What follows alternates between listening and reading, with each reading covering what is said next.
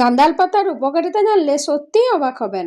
এই পাতায় রয়েছে প্রচুর পুষ্টিগুণ, যা শরীরের রোগ প্রতিরোধ ক্ষমতা বাড়াতে সাহায্য করে। গ্রাম বাংলায় বহুদিন ধরে এটি ওষুধি গাছ হিসাবে ব্যবহৃত হয়ে আসছে। বিশেষ করে সর্দি কাশি, হজমের সমস্যা ও পেটের জন্য খুবই উপকারী। ত্বকের জন্য দারুণ কাজ করে এবং নিয়মিত খেলে ইমিউনিটি শক্তিশালী হয়। তাই আজকের এই রেসিপি শুধু সুস্বাদুই নয়, শরীরের জন্য ভীষণ উপকারী। হ্যালো বন্ধুরা, আজ আপনাদের জন্য নিয়ে এসেছি গাঁদাল পাতার একদম অন্যরকম দারুণ একটি রেসিপি। এই রেসিপিটা আমি আমার মায়ের কাছ থেকে শিখেছি, আর এটা আমার মায়ের নিজস্ব রেসিপি। চলুন তাহলে শুরু করি গাঁদাল পাতার ঝাল পিঠা বা স্যুপ পিঠা। প্রথমে একটা গ্রাইন্ডার জার নিয়ে নেব। এর মধ্যে দিয়ে দেব ভালো করে ধোয়া গাঁদাল পাতা। তারপর 4 থেকে 5টা শুকনো লঙ্কা দিয়ে দেব। আপনারা চাইলে কাঁচা লঙ্কাও দিতে পারেন। এবার দেব কুচানো পেঁয়াজ, 1 মুঠো রসুন আমি একটু বেশি করে দিয়েছি, তাহলে খেতে অনেক টেস্ট হবে। আর দিয়ে দেব আদা।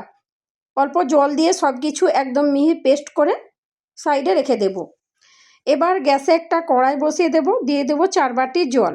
জল গরম হলে দিয়ে দেব 1 চামচ নুন আর 2 চামচ তেল। ভালো করে মিশিয়ে নেব। আমি এখানে রিফাইন তেল দিয়েছি।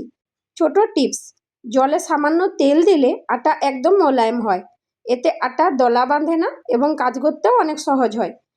পিঠাগুলো অনেক নরম ও সুস্বাদু হয়। জল ফুটতে শুরু করলে ধীরে ধীরে চালের আটা দিয়ে একটানা নাড়তে থাকবো।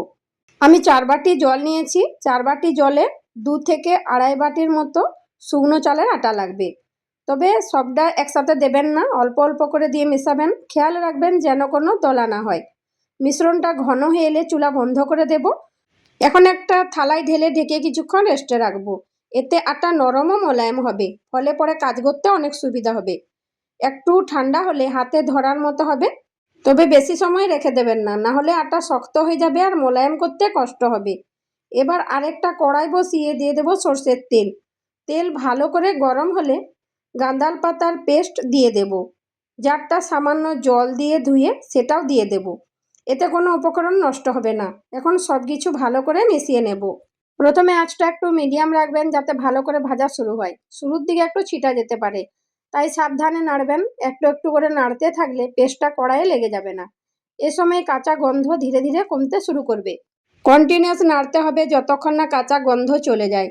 এতে রঙও ধীরে ধীরে পরিবর্তন হবে, পেস্টটা একটু ঘন হয়ে আসবে। এটাই বোঝাবে যে ঠিকভাবে রান্না হচ্ছে। এই ধাপটা খুব গুরুত্বপূর্ণ, তাই ধৈর্য ধরে করতে হবে। এবার নুন স্বাদমতো দিয়ে দেব। 1 চামচ হলুদ গুঁড়ো, 1 চামচ জিরে গুঁড়ো, 1 চামচ কাশ্মীরি লঙ্কা গুঁড়ো, 1 চামচ লাল লঙ্কা গুঁড়ো দিয়ে ভালো করে মিশিয়ে নেব।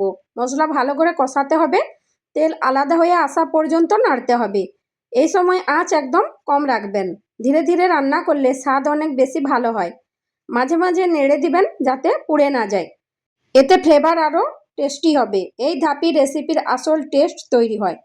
এটা কম আঁচে আস্তে আস্তে ভাজা হোক, মাঝে মাঝে নেড়ে নেব। এদিকে আটাটা মেখে নেব। আটা রেস্ট হয়ে গেছে। এবার হাত দিয়ে ভালো করে মেখে নরম করে নেব। যত মোলায়েম হবে পিঠা তত ভালো হবে। ফাটল যেন না থাকে সেদিকে খেয়াল রাখবেন। স্মুথ ডো তৈরি করতে হবে। এবার ছোট ছোট লেচি কেটে নেব। সবগুলো সমান আকারে করার চেষ্টা করবেন। এবার একটা লেচি নিয়ে গোল করে নেব। তারপর আঙুল দিয়ে মাঝখানটা হালকা ফাঁকা করে নেব। দহি বড়ার মতো শেপ করে নেব। সবগুলো একইভাবে বানিয়ে নেব, এতে দেখতে সুন্দর লাগবে। একই সাইজে বানানোর চেষ্টা করবেন, তাহলে সমানভাবে সেদ্ধ হবে। খুব বেশি পাতলা বা মোটা করবেন না, মাঝামাঝি রাখলেই পারফেক্ট হবে। পিঠাগুলো বানানোর সময় হাত হালকা ভিজিয়ে নেবেন, তাহলে হাতে লাগবে না। এতে শেপ করতেও অনেক সহজ হবে। চাইলে হাতে সামান্য তেল লাগিয়েও নিতে পারেন, এতে পিঠাগুলো আরও মসৃণ হবে। সবগুলো পিঠা সুন্দর গোল ও মসৃণ রাখার চেষ্টা করবেন। এতে দেখতে সুন্দর হবে, তেমনি খেতেও দারুণ হবে। এদিকে গাঁদাল পাতা ভালো করে কষানো হয়ে গেছে, তেল ছাড়তে শুরু করেছে, মানে মশলাটা একদম ঠিকভাবে রান্না হয়েছে। এখন 2 বাটি গরম জল দিয়ে দেব। ভালো করে একবার মিশিয়ে নেব, যাতে মশলার সাথে জলটা ভালোভাবে মিশে যায়। এরপর 1 থেকে 2 মিনিট ফুটতে দেব, তাহলে গ্রেভিটা একটু সেট হয়ে যাবে। সরি, জল দেওয়ার ক্লিপটা আমার ডিলিট হয়ে গেছে। এই সময় দেখবেন স্যুপের ঘনত্ব ধীরে ধীরে ঠিক হয়ে আসছে।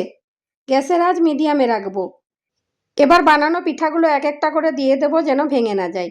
ধীরে ধীরে সাবধানে দেব, তাড়াহুড়ো করলে হবে না। সবগুলো দেওয়ার সময় হালকা স্পেস রাখার চেষ্টা করবেন, তাহলে আটকে যাবে না। পিঠাগুলো দেওয়ার পর সাথে সাথে বেশি নাড়াচাড়া করবেন না। তারপর ধীরে ধীরে নেড়ে মিশিয়ে নিতে হবে। এই গান্দাল পাতার স্যুপটা খেতে সবচেয়ে বেশি মজাদার লাগে। পিঠাগুলো সেদ্ধ হতে সময় লাগবে না।